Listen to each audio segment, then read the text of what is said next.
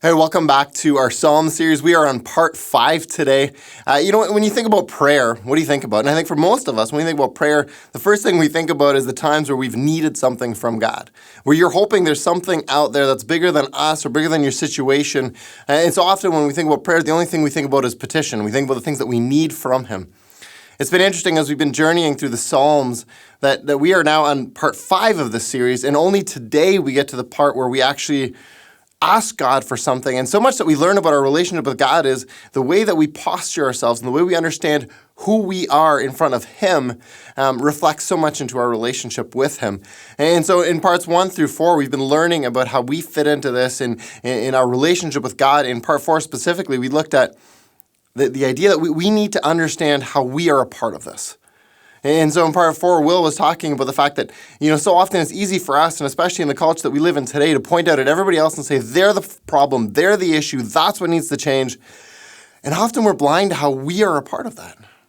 And so in part 4, we talked about how we are a part of that. And today we look at Psalm 141, and we begin the conversation of what does it look like to petition from God, and how does that relationship work? And so we're looking forward to what Will has to say, and Pastor Jen as she continues on in her story. So hope you enjoy. I hope this is a part of your growing faith. So fast forward 3 years, I've been working at Milestones now, and I love the job. I love doing before and after school care, working with the kids. It was really just uplifting to me, and I loved every single moment of it. But I walked into September 2018 school year having this feeling of uncertainty of what would happen the next year. I didn't know exactly what God was going to call me to. I just had this feeling that Milestones wouldn't be it. Either way, I dove in headfirst for full-time school as early childhood educator, as well as full-time work, and then also a lot of volunteering. I was at the church constantly volunteering in administration and youth and kidsmen, whatever they needed help with, I was here. All throughout this time, that constant, unsettled feeling about what would happen for me in the future.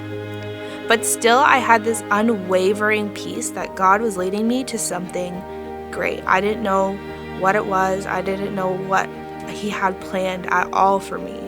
But just trusting in Him and letting Him lead me to wherever it was. Letting Him develop and grow me and stretch me immensely over the year to what would be an overwhelming and amazing journey to come.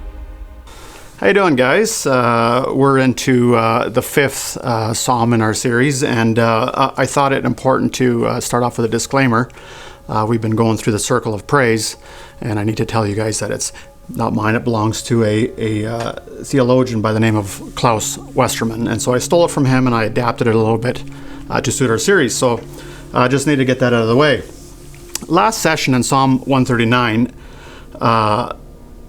forced us to pause and consider maybe our contributions to the evil and to the wickedness out in the world. And so it forced us to look inward and consider how we're contributing to the things that we're praying against. And maybe we're contributing to that. And the psalmist was a little cautious that maybe don't bring down your judgment yet, God, and His goodness may not benefit us the way we think. And so that was Psalm 139.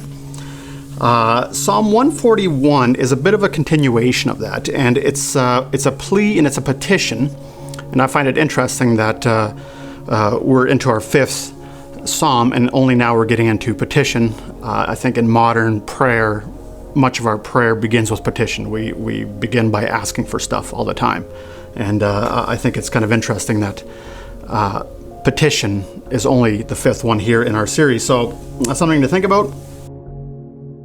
Psalms 141, a psalm of David. I call to you, Lord. Come quickly to me. Hear me when I call to you. May my prayer be set before you like incense. May the lifting up of my hands be like the evening sacrifice. Set a guard over my mouth, Lord. Keep watch over the door of my lips. Do not let my heart be drawn to what is evil, so that I take part in wicked deeds, along with those who are evildoers. Do not let me eat their delicacies. Let a righteous man strike me. That is a kindness. Let him rebuke me. That is oil on my head. My head will not refuse it, for my prayer will still be against the deeds of evildoers. The rulers will be thrown down from the cliffs, and the wicked will learn that my words were well spoken. They will say, as one plows and breaks up the earth, so our bones have been scattered at the mouth of the grave. But my eyes are fixed on you, sovereign Lord. In you I take refuge. Do not give me over to death. Keep me safe from the traps set by evildoers, from the snares they have laid for me. Let the wicked fall into their own nets while I pass by in safety. I've called today's talk Deliver Us from Evil. And the whole psalm reminds me a little bit of the Lord's Prayer in the New Testament, and I think you'll see what I mean when we get into it. The header in this psalm says it's a psalm of David, and it's broken down into, I would say, 3 sections. The opening begins with a petition, and it's a plea for deliverance. And as typical, we're not told the nature of David's distress. We don't know what's happening in his life. We don't know why he composed it. But I think the fact that it's ambiguous makes the psalm reusable, and then you can basically fill in the blanks as you're reading it. You know, each one of us experiences evil and wickedness and suffering in different ways. The second section, verses 3 through 5, it describes the nature of the petition, the details. And it's interesting because it invites God in a roundabout way to lead him into a hardship in a way so it will cleanse him, so it'll correct him, it'll make sure that he's not a part of that evil that he's praying against.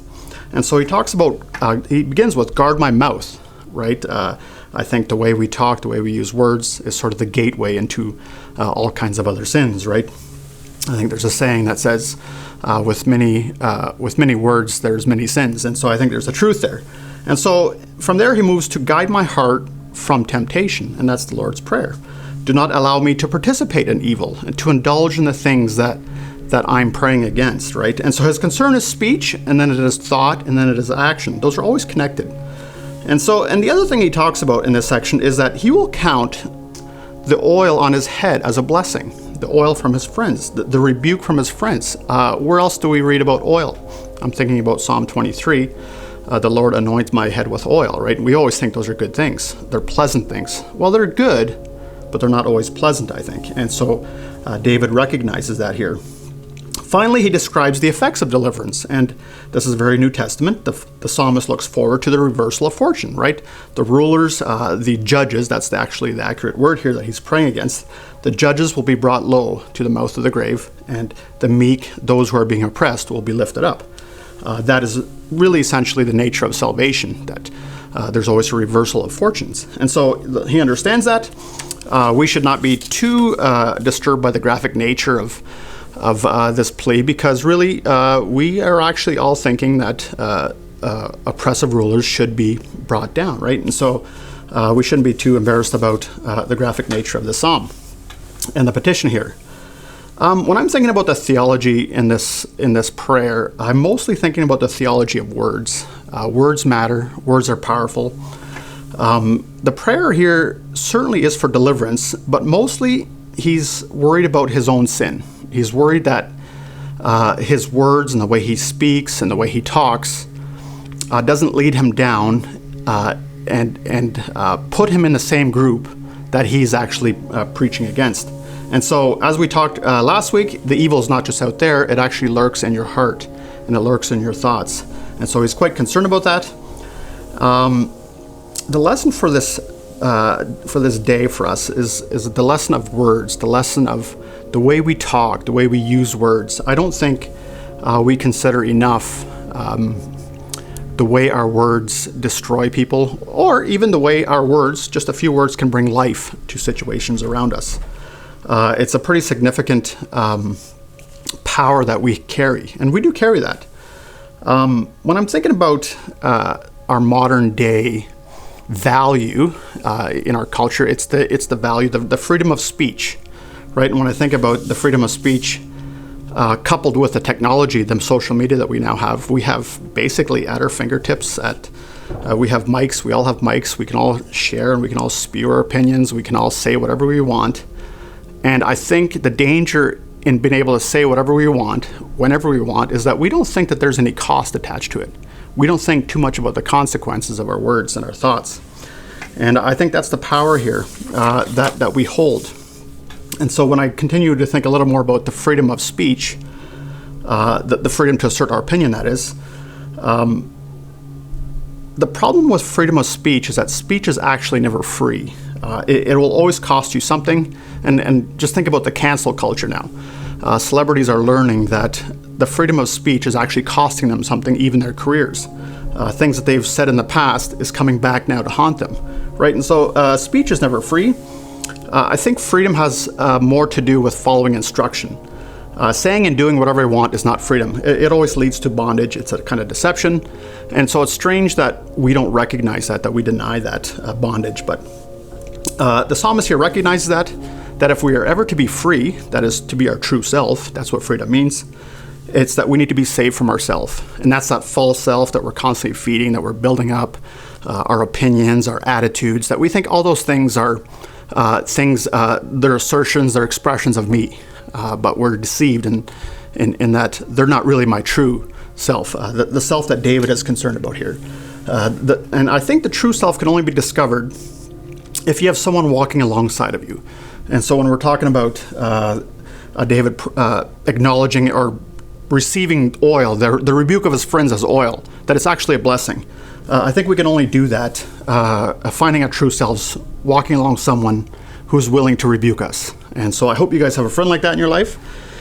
Compromise is the number one concern here in the psalm. He's concerned that he will compromise his character, his faith, to just sort of give in and just join the wicked. Right? And that's his concern here. And so when I'm thinking about practical cultivation of joy, a few questions I have in this session is, have you ever used words to murder someone?